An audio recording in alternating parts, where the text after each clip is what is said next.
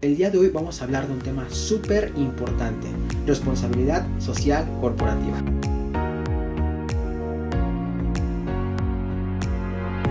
Vamos a comenzar definiendo qué rayos es eso de la responsabilidad social corporativa. A grandes rasgos, según nos dice el autor Hidalberto Chiavenato, la responsabilidad social corporativa se define como las obligaciones que una organización asume que protejan y mejoren el bienestar de toda la sociedad. El término surge entre los años 20, los años 30, pero la gran mayoría de los autores concuerdan en que no es hasta el año 50, la década de los 50, que realmente este concepto comienza a tomar importancia. Ahora bien, la responsabilidad social corporativa se entiende por aquella que involucra a los stakeholders, como lo pueden ser aquellos del mercado de capitales, los cuales están conformados por los inversionistas y los accionistas. De hecho, son los más populares.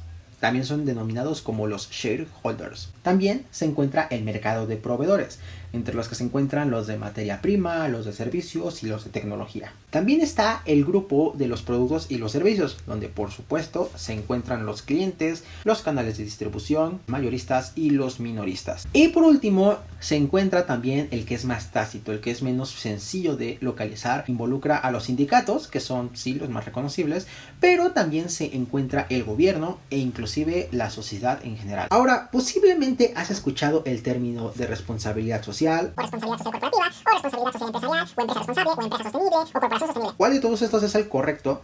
Bueno, muchos autores han llegado a la conclusión de que el término empresa socialmente responsable es el más adecuado. ¿Por qué? Porque cuando hablamos de corporaciones, de hecho la Real Academia Española lo define así, estamos hablando de empresas que normalmente son grandes. Como no todas las MIPYMES caben en esta definición, recomiendan utilizar la empresa socialmente responsable. El debate en torno a las empresas socialmente responsables surge a partir de la década de los 60, 70, y es entonces que surgen dos grandes ideologías. Por un lado estaban los pensadores, donde consideraban que las empresas tienen responsabilidades más allá de las meramente económicas. El otro extremo lo lideraba el premio Nobel de 1976 en economía, el economista Milton Friedman, quien afirmaba lo siguiente: la única responsabilidad frente a sus accionistas de las empresas es uno y solamente uno, y ese es obtener beneficios, pesos duros, cash, billullo, lana, como le digan en tu país. Ahora bien, por allá de 1967, el autor Kate Davis ya identificaba unas razones lo suficientemente importantes y trascendentes como para volver prioritaria la responsabilidad social corporativa o empresarial. Y ojo, no eran únicamente para que el mundo esté hermoso y lleno de animalitos y florecitas y todo eso, que está padrísimo, pero además de ese interés que es muy noble, que es muy genuino, que es filantrópico, inclusive habían otras razones de fondo que no se pueden ignorar, como lo son globalización. Desde ese entonces ya declaraba que la sociedad era muy compleja, que había cambiado muchísimo, y daba el ejemplo de que antes, y en ese entonces, el 67, comentaba que el avance de la comunicación, de las tecnologías y todo eso, pues ya lo que hacían en la India, y como habían empresas de Estados Unidos operando en la India, pues ya lo que ocurría en la India afectaba a Estados Unidos. También comentaba la importancia de estas acciones para mantener una imagen corporativa positiva. Hablaba de los grandes avances en materia académica que surgían, ya que mientras la escuela más tradicional pensaba que únicamente se podía contribuir a la sociedad dando los precios más bajos que pudieran las empresas, pues en realidad nos dábamos cuenta de que pueden impactar en un área flexible en muchos sectores, por lo que podían tener estrategias para beneficiar más allá de bajar los precios, que por cierto es una táctica que no recomiendo en absoluto, ya hablaremos de eso en otro video. Gobierno, y sí, a las empresas les espantaba mucho el gobierno, porque una vez que había algo que no estaba en el control tenía que interceder papá gobierno. Y aunque las cosas ya hubieran cambiado y se hubiera resuelto la problemática, pues papá gobierno no quitaba su dedo del renglón y mantenía el control y mantenía sus impuestos o sus regulaciones. Él afirmaba que una vez que las empresas comprendieran completamente sus límites y su poder, podrían evitar la intrusión de papá gobierno al hacer las cosas muy bien por ellos mismos. Hablaba también de este cambio social en donde las personas se preocupaban más por cuestiones éticas.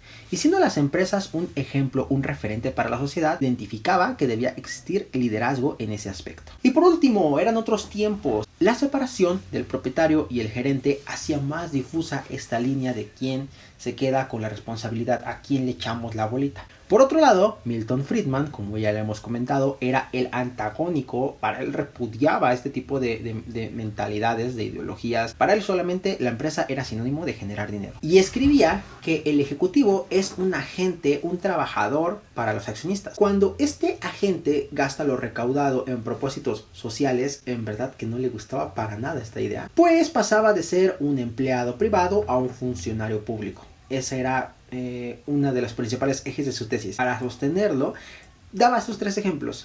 Por ejemplo, que debe abstenerse de aumentar el precio de los productos para contribuir al objetivo social de prevenir la inflación, aunque un aumento de precio puede ser el mejor interés para la corporación. O que debe de realizar gastos para reducir la contaminación más allá de la cantidad que sea la mejor para el interés de la corporación y o que exija la ley. Ok, pues eso a qué nos ha llevado. O que a expensas de las ganancias corporativas contrate a personas desempleadas que sean así de plano muy chafas para contribuir al objetivo social de reducir la pobreza. Sí. Poniéndolos de esa forma, los ejemplos puede que tenga algo de lógica su doctrina, pero en la práctica, bueno, ya hablaremos de eso. ¿Cuál es su importancia entonces en el mundo corporativo? Tal y como comenta en el documental Before the Flood, el activista y embajador de la ONU, Leonardo DiCaprio, todos nuestros modos de transporte, barcos, automóviles, trenes, camiones, la forma en la que producimos la comida, la forma en la que construimos ciudades, libera toneladas de dióxido de carbono.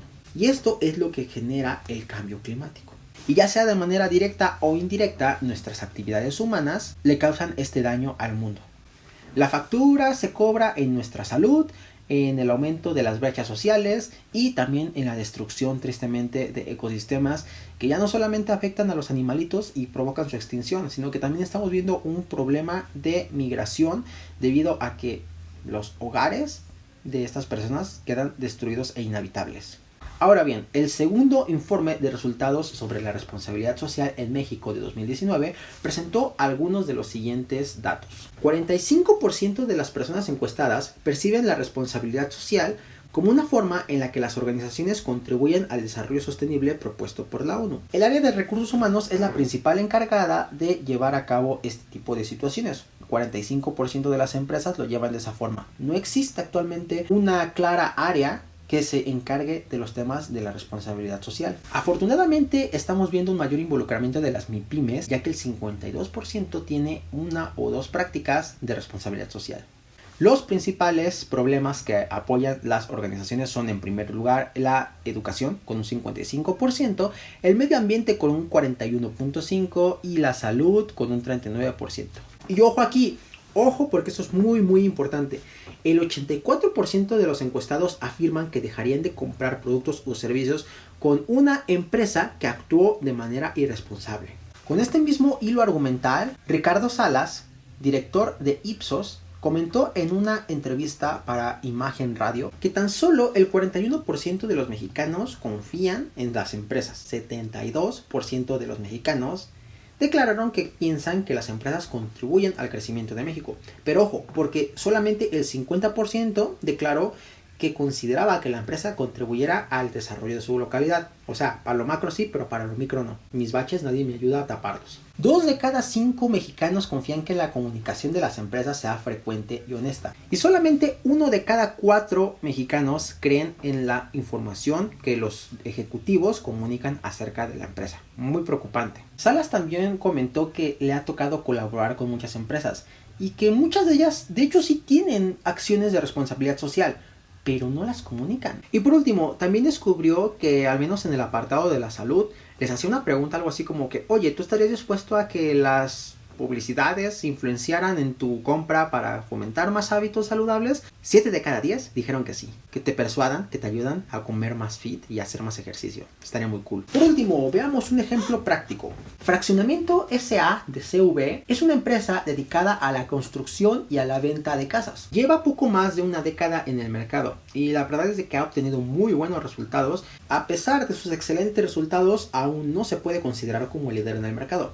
Y esto se explica en parte a que hay una gran cantidad de competidores, pero simplemente está evidenciando un área de oportunidad en calidad de Fraccionamientos S.A.